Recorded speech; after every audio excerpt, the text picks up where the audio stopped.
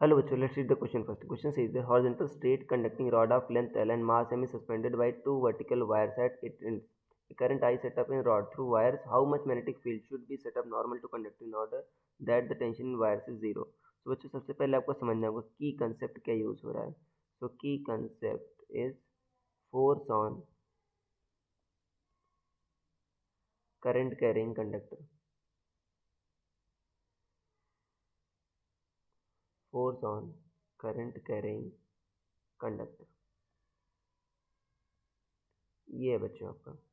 ठीक है, ये है की कंसेप्ट. तो देखो फोर्स ऑन करंट का कंडक्टर क्या होता है बच्चों. अगर मान लेते हैं एक आपका कंडक्टर है, ठीक है, तो ये आपका मान लो ये आपका ऐसा है. तो इस केस में मान लो यहाँ पर बच्चों कह रहा है कि इसमें करंट आई बह रही है, इसकी लेंथ क्या है एल है, और इसका मास एम है. तो बच्चों इस पर ग्रेविटी का फोर्स एम जी लग रहा है.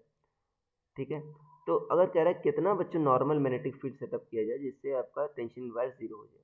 तो देखो बच्चों एफ एम जो होता है मैग्नेटिक फोर्स जो होता है वो क्या होता है आपका आई एल क्रॉस पी, ये होता है. ठीक है, मैं F M for magnetic force. तो जो एफ एम होगा अगर इसका बच्चों मैग्नीट्यूड हम पता करें तो ये क्या होगा I L B sine theta. Theta क्या है बच्चों एल और बी के बीच एंगल. एल क्या है करंट की डायरेक्शन है बच्चों, आपका वेक्टर है, डिस्प्लेसमेंट वेक्टर. तो यहाँ पर देखो ये वायर आपका स्ट्रेट है और कह रहा है मैग्नेटिक फील्ड बच्चों नॉर्मल सेट किया जाए कंडक्टर की. तो थीटा क्या हो जाएगा आपका 90 डिग्री हो जाएगा. तो जो एफ एम आ जाएगा बच्चों देखो एफ एम कितना आ जाएगा आपका आई बी एल आ जाएगा. कितना आ जाएगा क्योंकि साइन 90 कितना आ जाएगा 1 आ जाएगा. अगर देखो एफ एम आपका अगर ऐसा आ जाए कि एफ एम बच्चों ऊपर लगे, ठीक है ना, जिससे ये इसकी वेट को बैलेंस कर दे तो टेंशन वायर जीरो हो जाएगा. तो अगर एफ एम इक्वल टू बच्चों एम जी हो जाए तो आपका टेंशन वायर क्या हो जाएगा जीरो. एफ एम कितना है बच्चों आपका आई बी एल, अगर एम जी के बराबर हो जाए जीरो आपका टेंशन, तो बी कितना आ जाएगा M G by I L. तो ये बच्चों आपका आ जाएगा answer. So this will be the required answer.